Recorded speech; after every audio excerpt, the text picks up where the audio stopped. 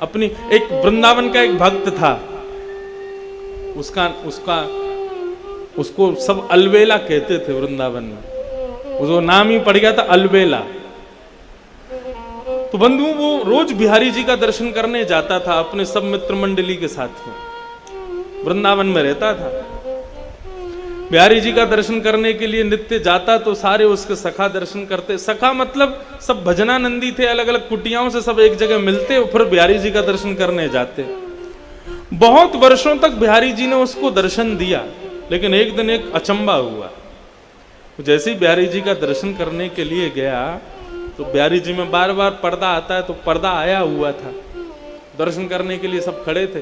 जैसे ही पर्दा हटा सब कहने लगे श्री वृंदावन बिहारी लाल की। उसके संग जो बाकी के भजनानंदी संत थे वे भी सब कहने लगे वृंदावन बिहारी लाल की जय, लेकिन उसने नहीं कहा। वो सामने जब देख रहा था तो बिहारी जी जब बाहर विराजते हैं तो बगल में सखियां चमर वमर लेके सब खड़ी रहती हैं, चांदी के सिंहासन रहता है, सब फूल बंगला बना रहता है। फूल बंगला है, सिंहासन है, सखियां हैं, लेकिन बिहारी जी उसको नहीं दिख रहे थे।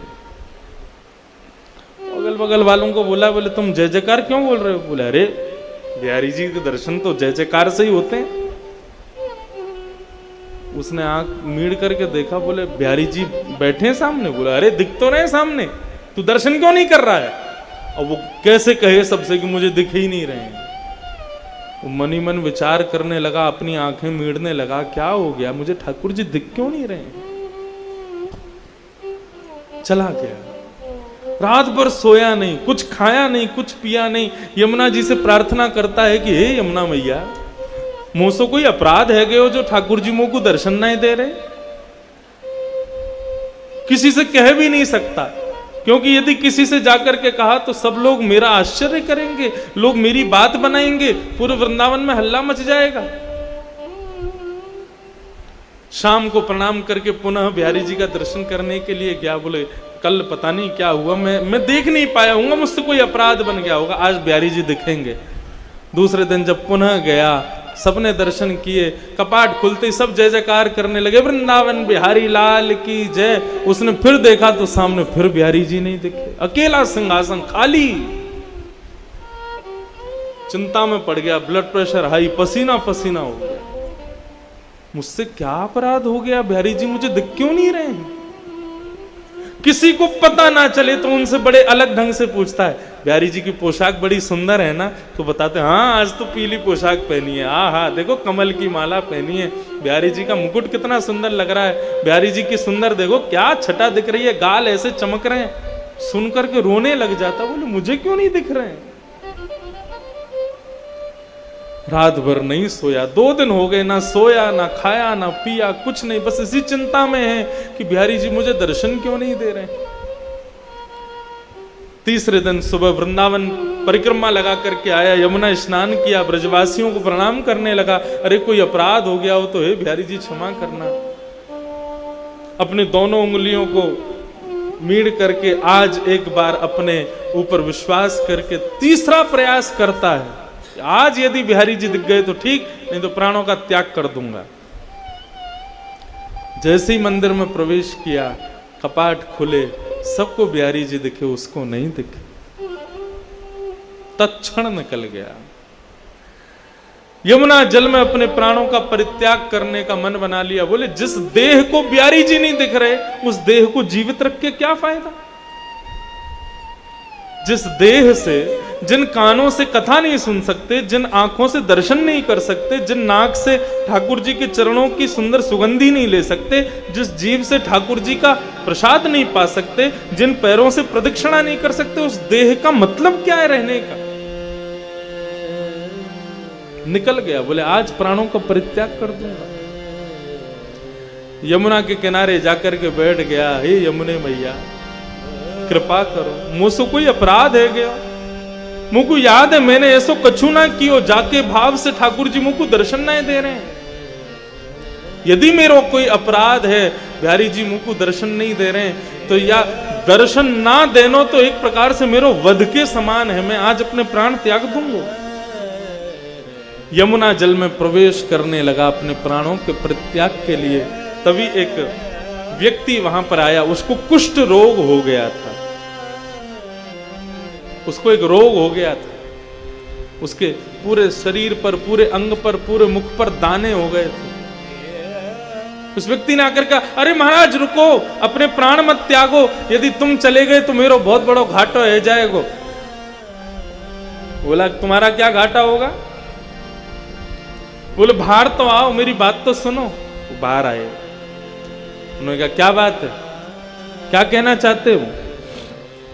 बोले महाराज मेरे को एक त्वचा का रोग हो गया है।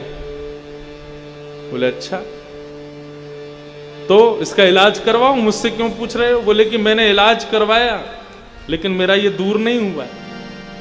मैं वृंदावन आकर के रहने लगा, तभी एक संत ने मुझसे कहा कि भैया यदि तुमको अपना कुष्ठ रोग दूर करना है तो मैंने स्वप्न में तुमको देखा था, और स्वप्न में बिहारी जी ने मुझे प्रेरणा दी कि यदि मेरा भक्त अलबेला इसको कह दे, इसकी गुहार मुझसे लगा दे कि हे बिहारी जी इसका कुष्ठ रोग ठीक कर दो, तो ये ठीक हो जाएगा। अलबेला बोला ये कौन सी विचित्र बात बता रहे हो, तुमको रोग हुआ और मैं बिहारी जी से कहूं कि इसका रोग दूर कर दे, और बिहारी जी तुम्हारा रोग दूर कर देंगे? जो मुझे दर्शन नहीं दे रहे वो मेरी बात से तुम्हारा रोग कैसे दूर कर देंगे? बोले आपका क्या लग जाएगा, आपको केवल इतना ही तो कहना है बिहारी जी इसको ठीक कर दो, मैं ठीक हो जाऊंगा तो सब ठीक हो जाएगा, आप फिर जो चाहो वो कर लेना, इतना कहना ही तो है। उसने कहा ठीक है, तुम्हारी बात मान जाए तो बढ़िया है, मुझे तो दर्शन हो नहीं रहे बिहारी जी के। हे बिहारी जी मेरे से तो कोई अपराध हो गया, मुझे तो दर्शन दे नहीं रहे हो, लेकिन इस भक्त का भाव है यदि मैं कह दूंगा तो ये ठीक हो जाएगा, इसलिए मैं प्रणाम करके कहना चाहता हूं इस भक्त का कुष्ठ रोग ठीक कर दो। जैसे उन्होंने कहा इसका कुष्ठ रोग ठीक कर दो, उसके अंग के सारे रोग दूर होने लगे, एक एक करके उसका समस्त जो जितना भी उसके अंग पर जो भी पीड़ा थी सब दूर हो गई। भक्त देख करके आश्चर्य करने लगा, मेरे को दर्शन नहीं दे रहे, 3 दिन से मुझे दर्शन जिनका नहीं हो रहा वो मेरे एक बार कहने पर तुम्हारे रोग को दूर कर रहे हैं, मुझे समझ नहीं आ रहा ये हो क्या रहा है। इतने में सामने सांवरे सलोने श्री बिहारी जी महाराज प्रकट हो गए, प्रकट होकर के उसको दर्शन दे दिया। पहले तो दर्शन करके आनंदित हो गया, खूब रोया, बोले प्रभु मुझसे कोई अपराध हो गया जो मुझे दर्शन नहीं दिया, और ये सब क्या लीला है आपकी, मुझे एक बार बताओ, विस्तार से वर्णन करो, ये सब क्या हुआ है।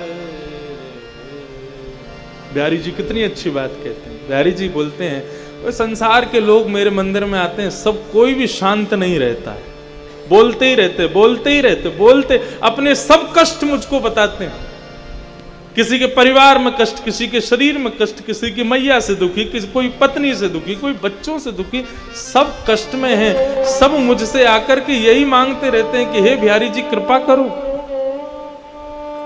लेकिन आज तक तूने मुझसे आकर के कुछ नहीं कहा, तू सदा सर्वदा शांत रहा, तूने आज तक मुझसे कुछ नहीं मांगा, एक शब्द नहीं मांगा, तू जब भी मंदिर में आता है शांत भाव से खड़ा रहता है, मेरा दर्शन करके चला जाता है, कभी मुझसे कुछ मांगता नहीं।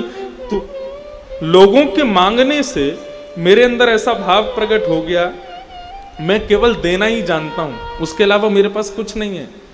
लेकिन अलवेला मेरे से आकर के कभी कुछ नहीं मांगता है, तो जो मुझसे कुछ नहीं मांगता ऐसे व्यक्ति को मैं दर्शन कैसे दूं? वो मुझसे कभी कुछ मांगता ही नहीं है, उसको दर्शन देने का तो मुझे अधिकार ही नहीं है, मुझे स्वयं पर एक ऋण जैसा लगता है तू कुछ मांगता नहीं है तो, क्योंकि संसार के लोग मांगते हैं, तू नहीं मांगता ना, इसलिए मुझे ऋण लगता है, ऐसा लगता है मुझ पर लोन चढ़ा दिया तूने, इसलिए उस ऋण से उऋण होना चाह रहा था मैं, इसलिए 3 दिन से भाग रहा था। ऋण मांगने वाले जब आते हैं तो ऋण देने वाला भाग जाता है, ऐसे ही तू रोज आता था तो मैं रोज चला जाता था कि इसका ऋण मुझ पर चढ़ा है, मैं कैसे दूर करूं उस ऋण को। लेकिन आज मैंने एक लीला करवाई, तू 3 दिन से रो रहा था मुझे दर्शन दो दर्शन दो, मैंने कि पहले तेरा ऋण चुकता होगा तभी तुझको दर्शन दूंगा। तो मैंने ऐसी योजना बनाई कि तेरे द्वारा कुछ तो मांगा जाए, तो इस कुष्ठ रोगी का कुष्ठ रोग दूर करने का भाव तूने मुझसे मांगा, तेरा ऋण उतर गया, मैंने तुझको दर्शन दे दिया। इसका मतलब दो भाव में है। इसका मतलब ये मत समझना कि बिहारी जी से तो हम कुछ मांगेंगे नहीं तो बिहारी जी अदृश्य हो जाएंगे, नहीं। अरे विचार करो, बिहारी जी के सामने जाकर के केवल शांत रहोगे, कुछ कहोगे नहीं, केवल बिहारी जी का दर्शन करोगे, अपने मनोभाव कुछ नहीं व्यक्त करोगे। शांत व्यक्ति ठाकुर जी को अति प्रिय है।